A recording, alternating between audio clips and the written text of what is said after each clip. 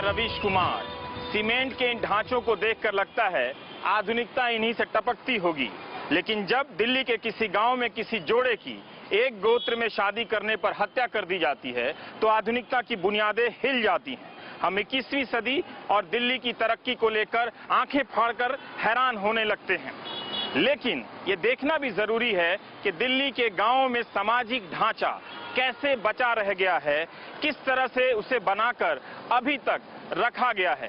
बिना इसे देखे हम बाहर से अपनी आलोचनाओं को उन पर नहीं थोप सकते हैं। और यही देखने के लिए यहाँ से 200 मीटर दूर दक्षिण दिल्ली के एक गांव कालकाजी गढ़ी में मैं जा रहा हूँ।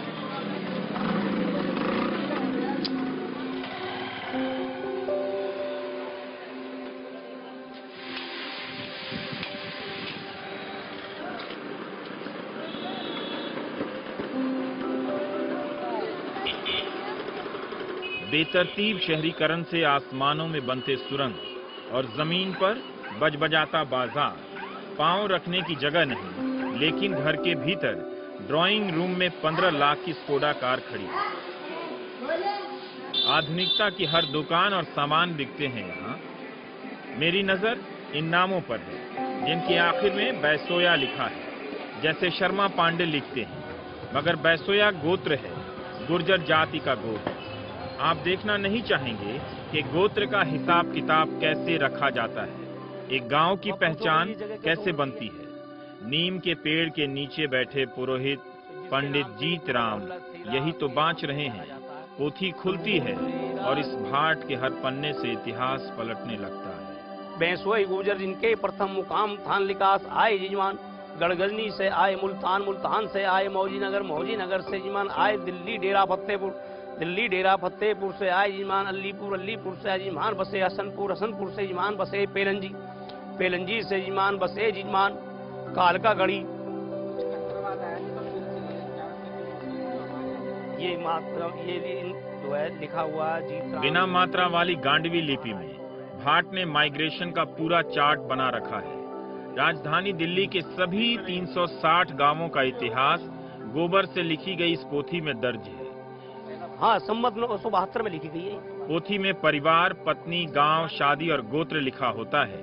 पोथी बताती है कि बैसोया गोत्र के लोग अलवर के राजा कर्ण सिंह के वंशज हैं। अलवर से अफगानिस्तान गए, वहां से वापस हिंदुस्तान। सरोहे से बैसो ऐसे हो गई जी ये कि ये जो थे गढ़गजनी रहते थे। गढ़गजनी क्या जगह है? अफगानिस्तान के अंदर है। अच्छा। जहाँ का मोहम्मद गौरी था। अच्छा। और 972 से पहले ये सरोहे थे, सरोहे राजपूत। जो वंशावली एक राजा। लेकिन बैसोया गोत्र नाम से पहले एक नाम और था जो बताता है कि गोत्र के नाम बदलते रहे। दावे के साथ नहीं कह सकता कि गोत्र भी बदले हैं या नहीं। वैसे इतिहास में गोत्र के बदलने के भी प्रमाण मिलते हैं। यहाँ पंडित जी ने बताया कि बैसोया गोत्र तो वही है, लेकिन पुराना नाम कुछ और था। पुराना मतलब जब अलवर से अफगानिस्तान गए थे तो गढ़गजनी से ये एक मुसलमान बादशाह के लड़के को मार करके वहां से भागे। तो ये रास्ते में आकर के पीछे से सेना आ रही थी इनको पकड़ने के लिए। तो रास्ते में एक बाड़ी का खेत था जिसको कपास बोलते हैं, उस बाय में सोए, तो बाय सोए कहलाए। समझे ना जी मेरी बात है? बाय में सोए तो बाय सोए कहलाए। बाय सोए से शुद्ध होते होते बैसोए बन जाएगी। तो आप देख पा रहे हैं कि दक्षिण दिल्ली के कालकाजी गढ़ी के बैसोया गोत्र के गुर्जर किस तरह उजड़ते बसते यहाँ तक पहुँचे और इनका गोत्र नाम कैसे बना। अब आप इस ध्वनि को सुनिए। हर बार बेटा बेटा बेटा सुनाई देगा। राजा कर्ण के बेटे बेटा अलसराम हुए, अलसराम के बेटा रामदत्त हुए, रामदत्त के बेटा परशोत्तम राजा हुए, परशोत्तम के बेटा राजा राजपाल हुए, राजा राजपाल। हमने पूछा तो पंडित जी ने कहा बेटियों का नाम दर्ज नहीं होता था, 12वीं सदी से होने लगा। गोत्र बेटों के हिसाब से चलता है। कालकाजी गढ़ी गांव को बसाने वाले गुलाब सिंह जी का पूरा ब्यौरा इन्हें जुबानी याद है। गुलाब सिंह के 3 पुत्र पैदा हुए, झड़िया, मड़िया, रामेश्वर।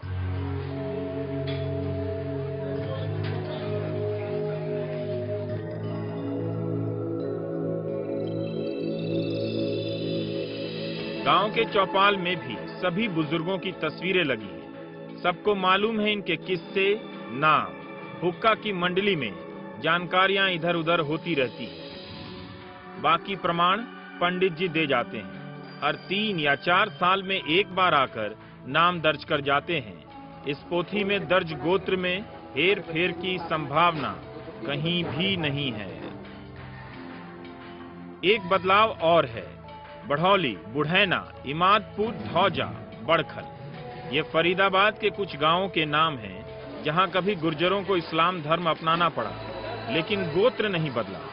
वापस हिंदू धर्म में आने पर भी वही गोत्र चलता रहा। आज भी मुस्लिम गुर्जर अपने गोत्र में शादी नहीं करते। तो धौज गांव है, धौज के अंदर मुसलमान है, वो आज भी उनका गोत्र तमर है। और पहले भी जब वो गुर्जर थे, जब भी उनका गोत्र तमर ही था। वो आज भी शादी अपनी तमरों में नहीं करेंगे। जो चंदीले हैं, जो बड़खल के अंदर बस रहे, वो आज भी शादी अपनी चंदीलों में नहीं करेंगे।